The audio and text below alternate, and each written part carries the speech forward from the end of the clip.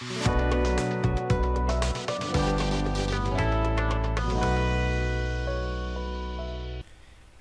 বন্ধুরা, আপনারা কেমন আছেন? আজকে আমি আপনাদের মাঝে আবার চলে এসেছি। প্রায় অনেক দিন পর আজকে আসা হলো আপনাদের জন্য আরেকটা নতুন ভিডিও নিয়ে। আজকে আমি আপনাদেরকে দেখাবো কি যে আপনারা কিভাবে কালি লিনাক্সকে আপনাদের উইন্ডোজের মাধ্যমে বুট করতে পারেন পেন ড্রাইভে, ঠিক আছে? সেটা দেখবো আজকে। তো চলুন শুরু করা যাক। প্রথমে আমাদেরকে rufus এই সফটওয়্যারটি আমাদেরকে গুগল থেকে ডাউনলোড করে নিতে হবে, ঠিক আছে? এই রুফুস ডাউনলোড হয়ে যাওয়ার পর আমরা কি করব, আমাদের পেন ড্রাইভটাকে আমাদের ল্যাপটপে ইনজেক্ট করে নেব, ঠিক আছে? আমাদের ল্যাপটপে ইনজেক্ট করে নেওয়ার পর এখানে রুফুসটাকে আমরা ওপেন করব, জাস্ট ইয়েস দিব, ঠিক আছে? সে অটোমেটিকলি কিন্তু আমাদের পেন ড্রাইভটাকে 32 জিবি দেখুন পেন ড্রাইভ আমার ডিটেক্ট করে নিয়েছে। এই দেখুন আপনাদেরকে দেখাই এখান থেকে আমার এই দেখুন পেন ড্রাইভ এটা 32 জিবি। তো এটা আপনাদেরকে করার জন্য একটা কাজ করতে হবে, পেন ড্রাইভটাকে আপনাদেরকে কিন্তু ফরম্যাট করে নিতে হবে। আপনার পেন ড্রাইভ সম্পূর্ণ ক্লিন রাখতে হবে, ঠিক আছে? এখান থেকে স্টার্ট দিলে ফরম্যাট হয়ে যাবে। তো আপনারা ফরম্যাট করে নেওয়ার পর পেন ড্রাইভটাকে এখান থেকে আপনারা সিলেক্ট যাবেন, ঠিক আছে? এখানে বলছে বুট সিলেকশন, অর্থাৎ এখান থেকে আমাদেরকে যে আইএসও ফাইলটা বুট করাতে হবে সেটা আপনাদেরকে সিলেক্ট করাতে হবে। একটা কথা মনে রাখবেন যে কালি লিনাক্সের একমাত্র আইএসও ফাইলে কিন্তু পেন ড্রাইভে বুট করা যায় রুফুস দিয়ে। আইএসও ফাইল ছাড়া কিন্তু বুট হবে না। আইএসও ফাইলটা দেখতে এরকম, ঠিক এরকম হবে। দেখুন এটা আমার কিন্তু কালি লিনাক্সের আইএসও ফাইল। এখান থেকে আপনারা যদি প্রপার্টিসে যান, দেখুন এখানে আইএসও লেখা আছে .iso, বুঝতে পারছেন? আইএসও এক্সটেনশন দেওয়া আছে।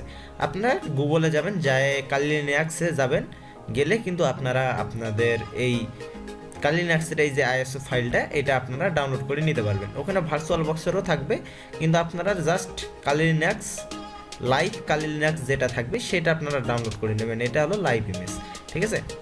এখানে আপনার সিলেক্টে যাব, যাওয়ার পর আমাদেরকে এই ফাইলটা সিলেক্ট করতে হবে। তো ডেস্কটপে থাকবে এই ফাইলটা, আমি ডেস্কটপে রাখছি। তো আপনারা যেখানে রাখবেন সেই ফোল্ডারে যাবেন। এখানে কালি লিনাক্স আমি সিলেক্ট করে নেওয়ার পর এখানে অটোমেটিকলি সে দেখুন কালি লিনাক্স 2021.3 লাইভ আইএসও ইমেজ, এটা হলো লেটেস্ট আইএসও ইমেজ, এটা সিলেক্ট করে নেবেন। তারপর এখানে পার্টিশন স্কিমিং, এটা আপনারা কীভাবে বুঝবেন যে আপনারা কোনটা সিলেক্ট করবেন, এমবিএন না জিপিটি, কোনটা সিলেক্ট করবেন কীভাবে বুঝবেন?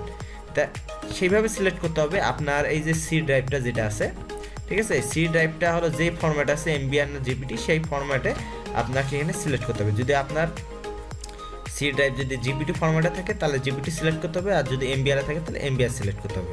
তো আপনারা কি বুঝবেন আপনার সি ড্রাইভ কোন ফরম্যাটে আছে? তো জাস্ট সার্চ অপশনে যাবেন, যা এখানে লিখবেন ডিস্ক এমএ, এই দেখুন ডিস্ক ম্যানেজমেন্ট লেখা চলে আসছে। আমরা জাস্ট ডিস্ক ম্যানেজমেন্টে যাব। এটা কি ব্রাউজার, সরি এটা ব্রাউজার ওপেন হয়ে যাচ্ছে, ক্লোজ করে দেই।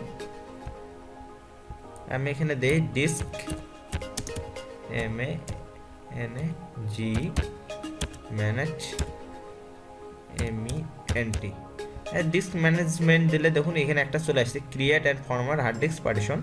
এখানে আমি গেলাম, আপনার ডিস্ক ম্যানেজমেন্ট ডাইরেক্ট আসতেও পারে, ঠিক আছে? তো আমি এখানে যাওয়ার পর এই দেখুন ডিস্ক ম্যানেজমেন্ট,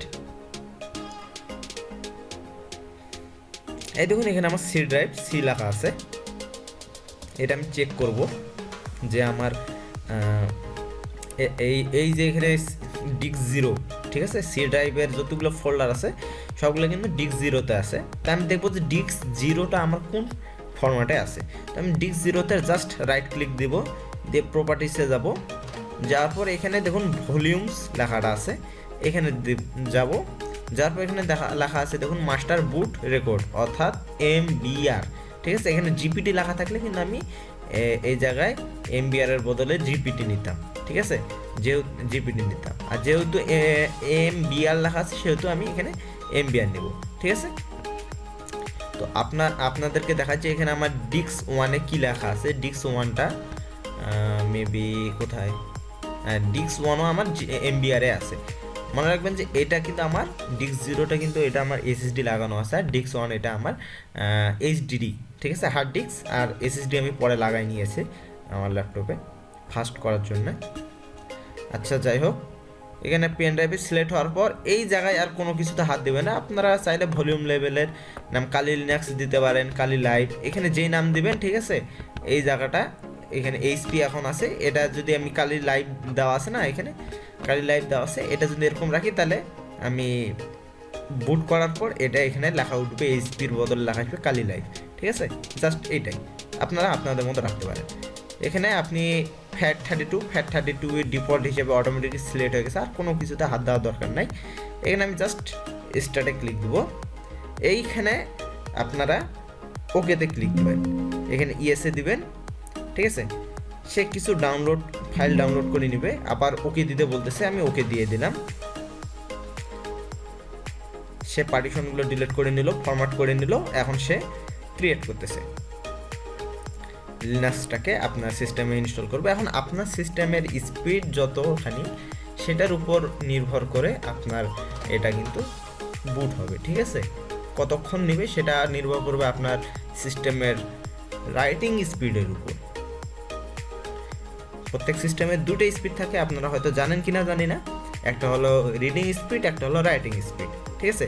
রিডিং স্পিড দিয়ে আপনি এখানে যত ফাইল ওপেন করবেন, ঠিক আছে, এটা আপনার রিডিং স্পিডের উপর নির্ভর করে। আর রাইটিং স্পিড আপনি কপি পেস্ট যা করবেন এটা কত স্পিডে হবে, এবং ডাউনলোড এক ফোল্ডার থেকে আরেক ফোল্ডারে ফাইল কীভাবে কত দ্রুত ট্রান্সফার হবে, এগুলো সব কিছু আপনার রাইটিং স্পিডের উপর নির্ভর করে। আপনার এসএসডি অথবা এইচডিডির রাইটিং স্পিড যত হবে আপনার এগুলো তত দ্রুত হবে। মনে রাখবেন এইচডিডি লাগানোর সময় অবশ্যই আপনারা রাইটিং স্পিড এবং রিডিং স্পিডটা দেখে নেবেন, কারণ এটা অনেক কাজে দেয় পরবর্তীতে।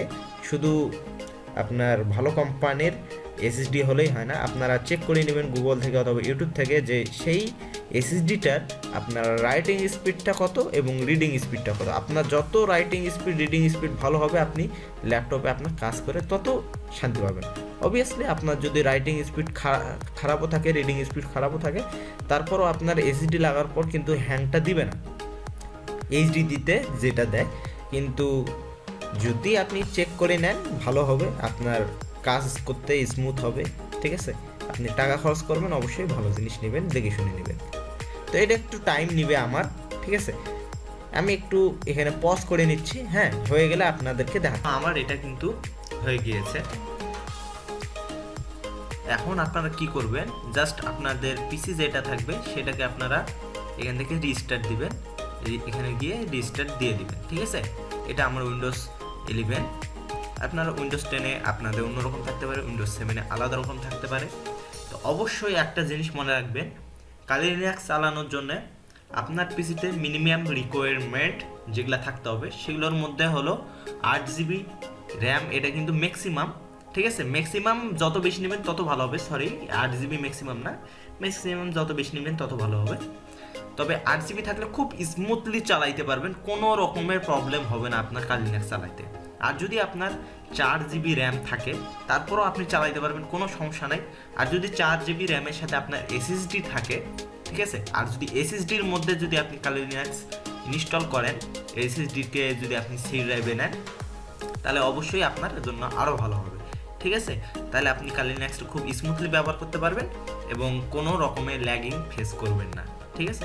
এবং আপনি যদি 8 GB র্যামের মধ্যেও এসএসডি থাকে তাহলে তো আরও ভালো, আপনি কালি লিনাক্স এত মাখনের মতো চালাইতে পারবেন যে আপনি ভাবতেও পারবেন না। তো এই হলো আজকের ভিডিও, ঠিক আছে। এর পরবর্তীতে আপনাদেরকে আরও নতুন নতুন ভিডিও নিয়ে আসতেছি। অবশ্যই চ্যানেলটিকে সাবস্ক্রাইব করে রাখবেন এবং বেল আইকনে ক্লিক করে রাখবেন এবং আমাদের সাথেই থাকবেন। আমি আপনাদেরকে আরও নতুন নতুন জিনিস দেওয়ার চেষ্টা করব।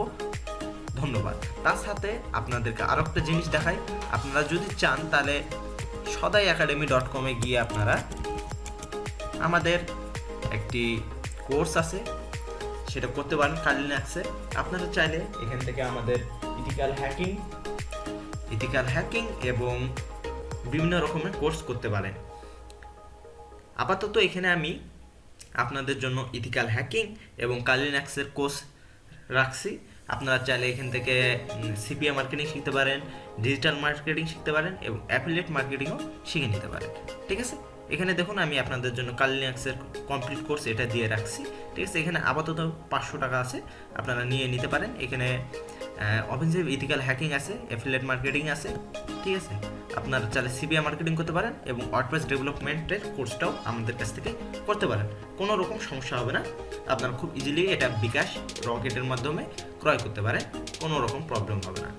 আর দ্বিতীয়ত সাথে থাকতেছে আমার হেল্পলাইন। আপনারা ইথিক্যাল হ্যাকিংয়ে কোনো রকম সমস্যা ফেস করলে অবশ্যই আমি সাহায্য করবো আপনাদেরকে, ঠিক আছে। আমি সাইবার সিকিউরিটি নিয়ে কাজ করি, আপনাদেরকে অবশ্যই সাহায্য করব। তাই আপনাদের জন্য আমি নিয়ে আসতেছি বাগ বাউন্টি কোর্স, এবং এই কোর্সটি করে আপনারা কিভাবে ইথিক্যাল হ্যাকিংয়ের মাধ্যমে টাকা ইনকাম করা যায় ইথিক্যাল ওয়েতে, সেটা শিখতে পারবেন, ঠিক আছে। ধন্যবাদ, আমার সাথেই থাকবেন, চ্যানেলটিকে অবশ্যই সাবস্ক্রাইব করবেন যদি নতুন হয়ে থাকেন।